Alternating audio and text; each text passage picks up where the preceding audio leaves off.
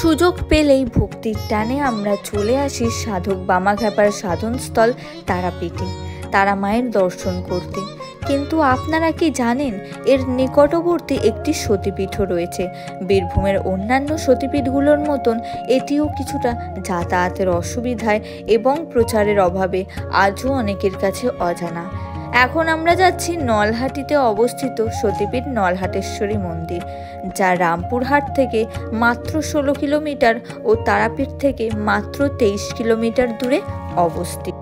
ট্রেনে করে আসলে হাওড়া বা শিয়ালদা থেকে রামপুরহাটগামী ট্রেন ধরে পৌঁছতে হবে নলহাটি স্টেশন বা রামপুরহাট স্টেশন। দুই স্টেশনে নেমেই সেখান থেকে পৌঁছানো যায় এই মন্দির। স্টেশন থেকে টোটো ধরে পৌঁছাতে হবে এই মন্দিরে। তবে তারাপীঠ থেকে ফেরার পথে এই মন্দির দর্শন করতে চাইলে অটো, টোটো বা প্রাইভেট গাড়ি ভাড়া করে যেতে পারেন। তবে সেটা খরচা সাপেক্ষ, সময় লাগে আধা ঘন্টা থেকে 1 ঘন্টা মতো। তাছাড়া বাসেও নলহাটি যাওয়া যায়, এতে সময় বেশি লাগলেও অনেকটা কম খরচে পৌঁছানো যায়।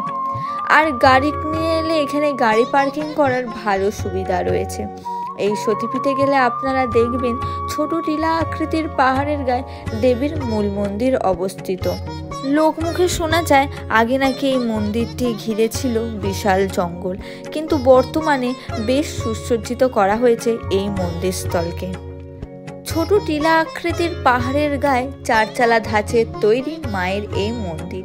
পুরাণ মতে দেবী সতীর এখানে গলার নলি পড়েছিল, তাই দেবীর নাম নলাটেশ্বরী। সেই থেকেই এই স্থানের নাম নলহাটি। কালী মন্দির হিসেবে পরিচিত হলেও নলাটেশ্বরীতে কোনো প্রতিষ্ঠিত কালী বিগ্রহ নেই।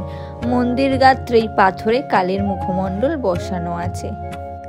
মন্দিরের প্রবেশপথের মাথায় রয়েছে গণেশের মূর্তি।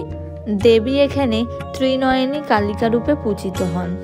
পৌরাণিক ব্যাখ্যা অনুসারে প্রত্যেক সতীপীঠেই একজন করে পীঠরক্ষক ভৈরব থাকতে হয়। বীরভূমের এই পীঠেও তার ব্যতিক্রম হয়নি। নলাটেশ্বরী মন্দিরের পীঠরক্ষক হিসেবে রয়েছে যোগেশ ভৈরবের মন্দির।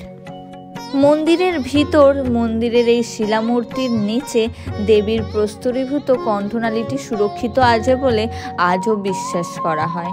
মূল মন্দিরের পাশেই রয়েছে সিদ্ধিদাতা গণেশের মন্দির।